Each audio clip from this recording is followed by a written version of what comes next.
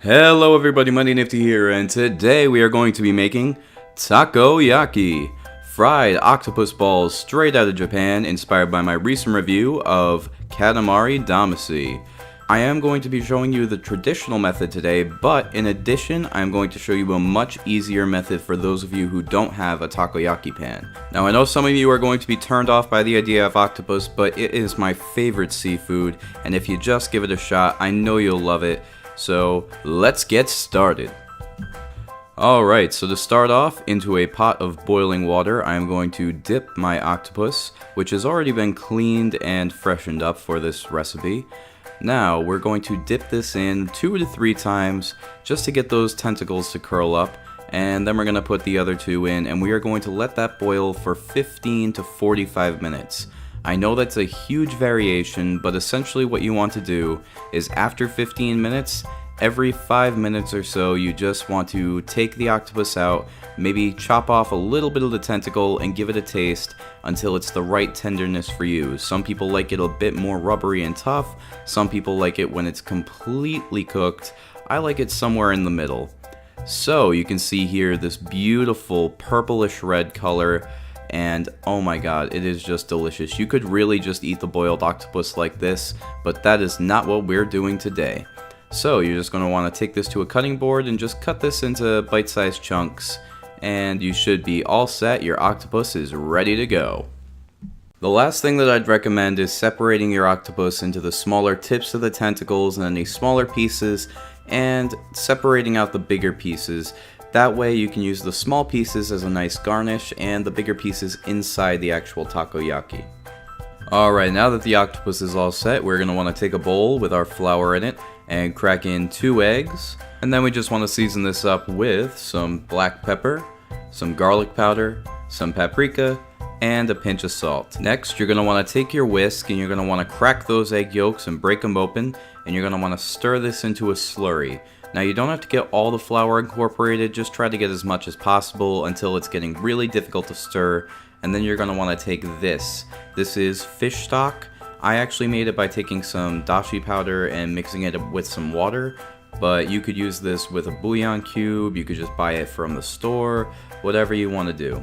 Now, at about 100 milliliters at a time, you're just going to want to pour this in, whisk it until it's difficult to stir, pour it in, whisk it until it's difficult to stir, until it has the consistency of maybe a loose pancake batter.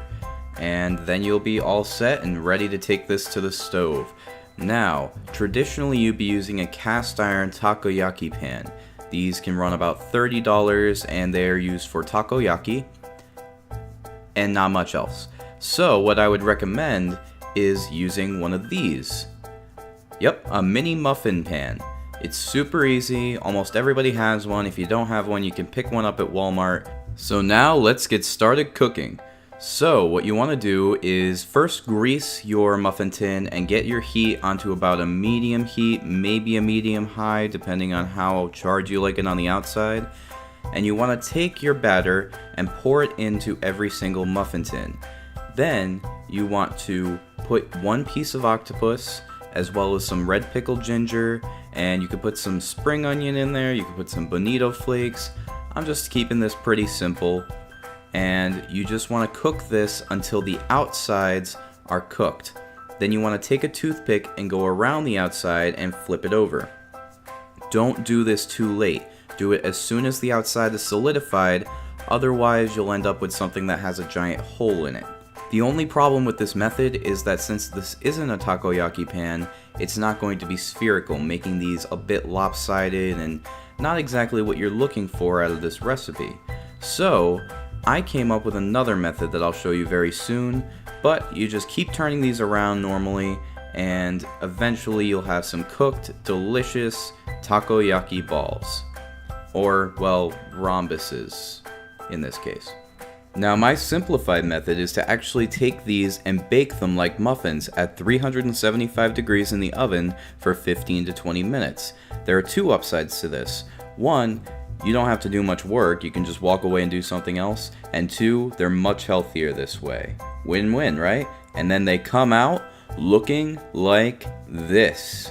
beautiful, delicious little seafood balls, and all you want to do is serve these over some rice with a little squeeze of okonomi, which is sort of like a Japanese barbecue saucy type thing, the little squeeze of mayo, and then you're going to want to garnish with your leftover tiny tentacles of octopus that add a nice friendly charm, and then just a little sprinkling of Bonito flakes. Most of these things can be found at your local Asian supermarket, but if you don't have them, they're completely optional, don't worry. So, I hope you all enjoyed this recipe. I hope you all give it a try. Ingredient list is in the description box down below. And as always, guys, have a mighty nifty day today.